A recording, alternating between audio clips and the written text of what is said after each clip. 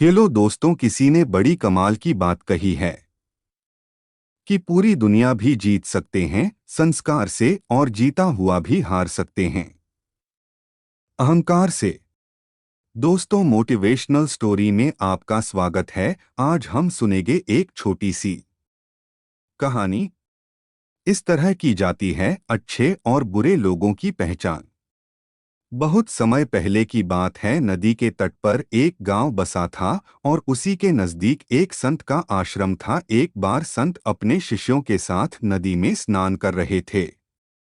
तभी एक राहगीर वहां आया और उनसे पूछने लगा, महाराज, मैं परदेश से आया हूं और इस जगह पर नया हूं। क्या आप बता सकते हैं कि इस गांव में किस तरह के लोग रहते हैं? यह सुनकर संत ने उससे कहा, भाई, मैं तुम्हारे सवाल का जवाब बाद में दूंगा। पहले तुम मुझे यह बताओ कि तुम अभी जहां से आए हो वहां किस प्रकार के लोग रहते हैं। इस पर वह व्यक्ति बोला, उनके बारे में क्या कहूँ महाराज, वहां तो एक से एक कपटी, दुष्ट और बुरे लोग बसे हुए हैं। तब संत ने उससे कहा, तुम्हें इस गांव में भी बिल्कुल उसी तरह के लोग मिलेंगे, कपटी, दुष्ट और बुरे। इतना सुनकर वह राहगीर आगे बढ़ गया। कुछ समय बाद वहां से एक और राहगीर का गुजरना हुआ। वह भी किसी नई जगह पर बसने की इच्छा रखता था। उसने संत से पूछा, महात्मन, मुझे यहाँ की आबोहवा ठीक लगती है। क्या आप बता सकते हैं कि इस गांव में कैसे लोग रहते हैं?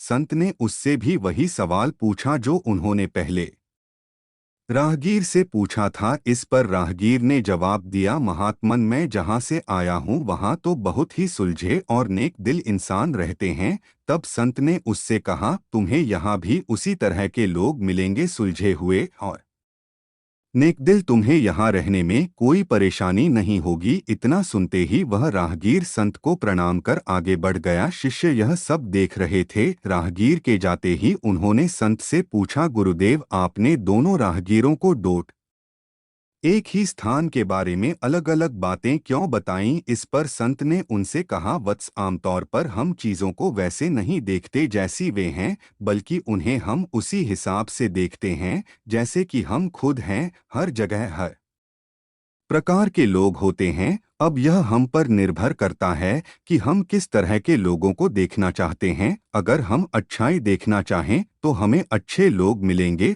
और बुराई देखना चाहें तो बुरे। यह सुनकर शिष्यों को उनकी बात का मर्म समझ में आ गया और उन्होंने जीवन में सिर्फ अच्छाइयों पर ध्यान केंद्रित करने का निश्चय किया। धन्यवाद।